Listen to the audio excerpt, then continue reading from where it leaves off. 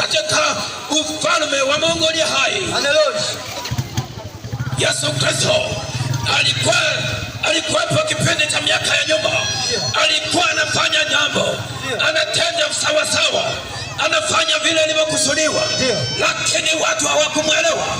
Siku ilipofika, wanafunzi walipewa jukumu la kukemea pepo, kwa sababu kijana yule alikuwa anateswa na pepo, alikuwa ananyanyasika na pepo, alikuwa anapata shida na pepo, alikuwa anagaragazwa na pepo, lakini walikemea, wakashindwa, wakapeleka kwa Yesu Kristo.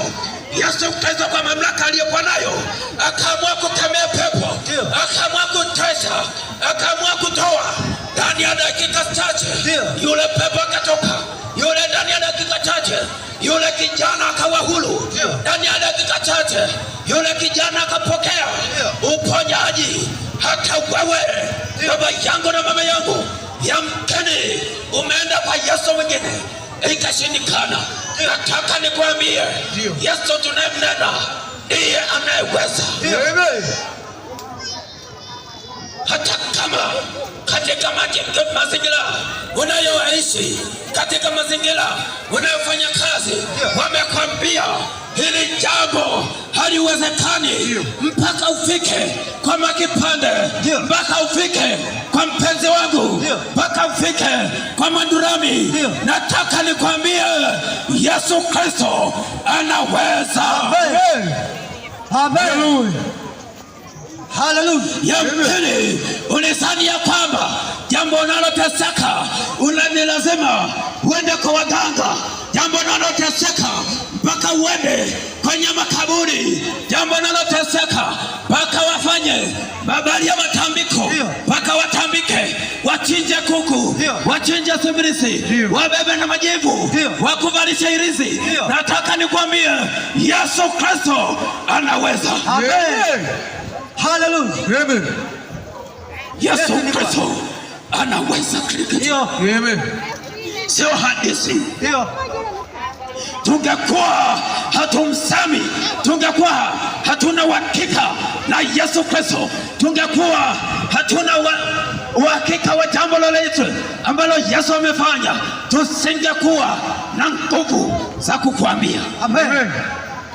Tukisema Yesu anaponya, maana yake anaponya. Ndio maana. Tukisema anafanya, maana yake anafanya. Ndio maana. Yesu ninayemsema ni Yesu wa uhakika. Hata kama katika mazingira unayoishi umeambiwa hili jambo utaenda kwa waganga ndio utapona, eti unaenda kwa mganga fulani utapona, mara anakuambia sijui ulale na chumvi, ulale na maji, ulale na hiki, ulale na hiki. Nataka nikwambie, ukishampokea Yesu Kristo anafanya. Amen. Yesu anaweza. Amen. Hata kama kama dokta wamekwambia ugonjwa huu hauwezekani, ugonjwa huu umeua wengi, ugonjwa huu umetesa wengi, nataka nikwambie, Yesu Kristo anaweza yote. Amen. Hallelujah. Yesu anaweza yote. Yesu ni Bwana. Nataka nikupe story moja, habari ya mwanamke mmoja alivuja damu kwa miaka 12. Alienda yamkini kwa waganga, ikashindikana. Akaenda sijui wapi, ikashindikana. Ikaenda hospitali, ikashindikana. Siku moja akafanya maamuzi, akasema, itabu nimeshindwa, itabu sitaki kuendelea kuteseka nayo, itabu sitaki kunyanyasika nayo.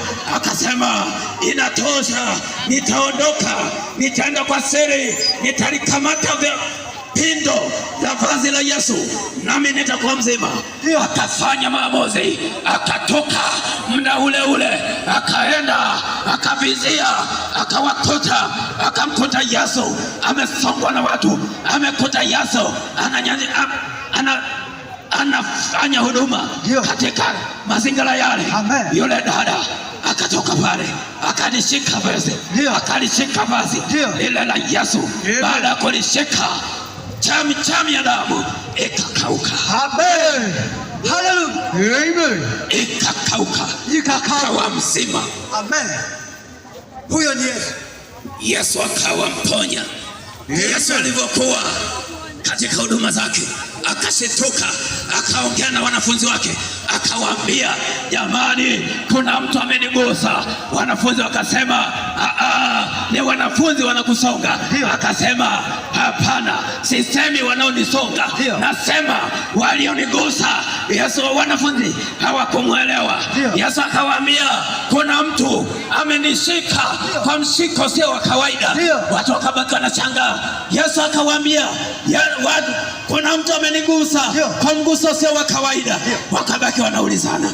Yule mwanamke akaenda akiwa anatetemeka, akasema, ni mimi ndiye niliyegusa vazi lako. Amen. Yesu akamwambia, msiba wako umekwisha. Amen.